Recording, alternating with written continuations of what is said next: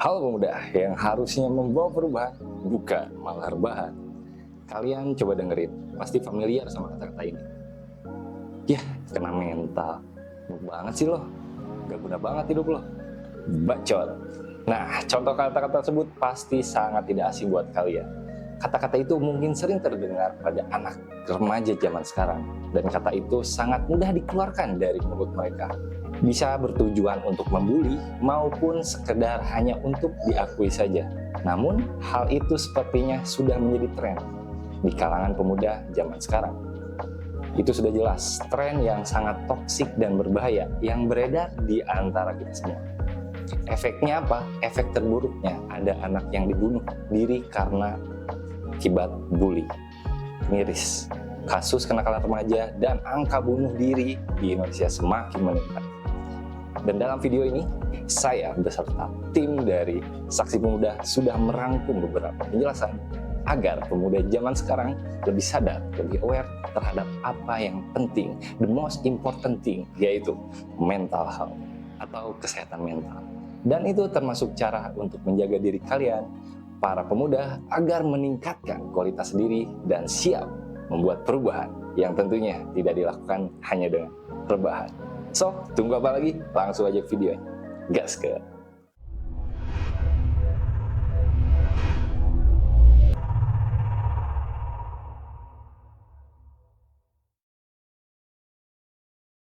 Assalamualaikum warahmatullahi wabarakatuh. Kenakalan remaja, tingginya tingkat kriminal yang dilakukan anak muda, terjadinya krisis mental, terdapat banyak krisis identitas, overthinking, mood swing, terbawa arus pergaulan karena tidak punya pendirian, sampai istilah yang lagi hits belakang ini, kena mental, merupakan fenomena yang marak melintang di bangsa ini. Dan kita semua tahu efek terburuk dari fenomena itu adalah bunuh diri.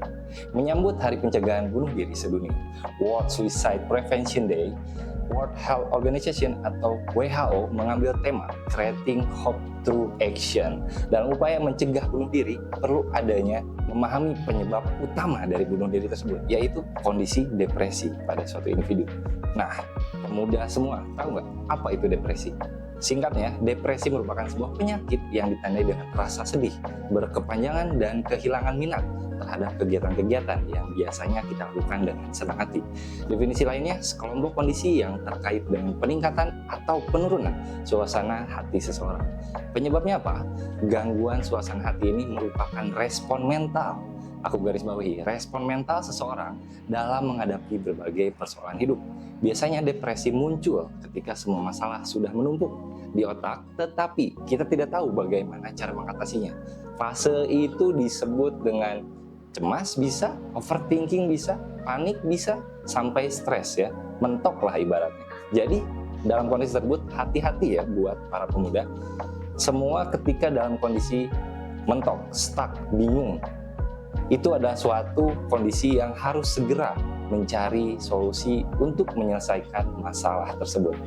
Jangan terus dipendam. Dipendam sendiri, efeknya akan meledak. Dan efek terburuk seperti tadi, kita nggak akan mau ya.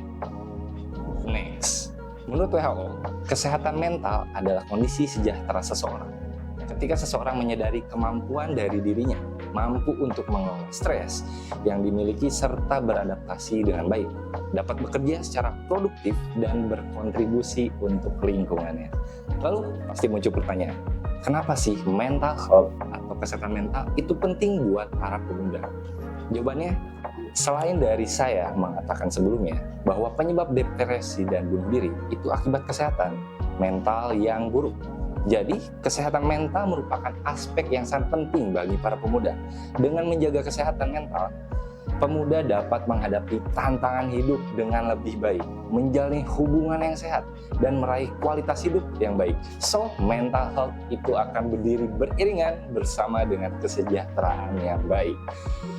Mens sana in corpore sano, dalam tubuh yang sehat terdapat jiwa yang kuat.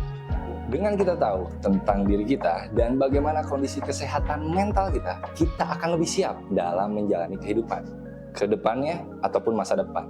Bahkan visi dan misi juga cita-cita kita akan mungkin tercapai karena kita sudah punya rencana dan opsi yang matang untuk mengatasi masalah-masalah yang akan muncul. Kalau udah gitu, enak banget deh. saya jamin bahagia banget pasti. Dan yang lebih penting, hidup kalian akan lebih berarti dan merasa tenang, sejahtera. Next, kalau kalian pemuda sudah sadar pentingnya mental health, lalu bagaimana cara kita agar memiliki mental health yang baik? Berikut rangkuman tips menjaga kesehatan mental untuk para pemuda harapan bangsa. Dan kalau ada kalian punya tips lain dari apa yang aku sebutkan nanti, boleh tulis di kolom komentar ya. 1. Sadari bahwa kita bukanlah manusia yang sempurna, pasti memiliki banyak kekurangan dan pasti akan pernah merasa khawatir. Itu adalah hal yang normal, Besti ya. Jadi para pemuda tidak perlu khawatir. Itu hal yang normal. Karena dengan si khawatirnya tadi, kita akan cenderung untuk beradaptasi dan merencanakan banyak hal ke depannya. Tentunya agar life work balance dan menimbulkan aksi perubahan. Contoh fenomenanya, waktu zaman corona, berita marak tersebar dan mudah diakses terhadap para korbannya. Bisa jadi di antara kita, keluarga kita, atau kerabat kita.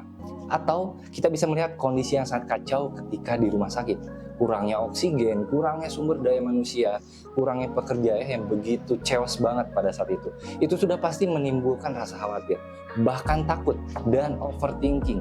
Itu hal yang normal. Langkah yang kita ambil adalah mempersiapkan hal itu, menjaga kesehatan, menggunakan masker, mencuci tangan sebelum makan, atau isolasi diri dari keramaian. Jadi jangan terfokus dengan beritanya dan kita terlarut dengan kekhawatirannya. Tapi kita pikirkan apa langkah ke depan ketika kita sudah khawatir.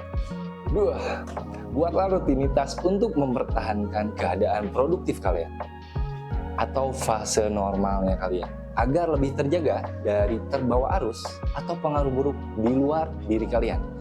Saya kasih tips, buatlah timeline kegiatan atau ada skala prioritas dan itu akan membantu time management kalian. Kalian akan puas dengan apa yang kalian sudah lakukan. 3. Ketika ada emosi negatif di dalam diri, contohnya sedih, marah, kecewa, kita selaku pemuda harus bisa mencari pengalih yang positif. Misal, untuk pribadi saya biasanya berolahraga atau menjalani hobi seperti futsal. Karena di kegiatan futsal kita bisa melampiaskan emosi tadi dan saya berkeyakinan itu akan hilang ya dan kita kembali dengan normal. Ada juga rekan-rekan saya yang lain punya cara tersendiri. Contoh, mereka akan cenderung menghabiskan waktu bersama significant person atau orang tersayang. Juga ada yang menjalankan hobi lain seperti naik gunung atau mempunyai kesibukan lain. Ada juga yang mencari rutinitas yang baru sesuai dengan tujuan mereka, atau mencari komunitas atau perkumpulan yang mereka sukai. 4. Fokus pada diri sendiri sebelum kalian memperhatikan lebih jauh terhadap orang lain. Introspeksi diri, self reward, kenali potensi diri agar kita tahu kemana sebenarnya tujuan kita. Itu bisa mencegah kita pada krisis identitas yang sering terjadi karena kita akan lebih mengenal diri kita sendiri.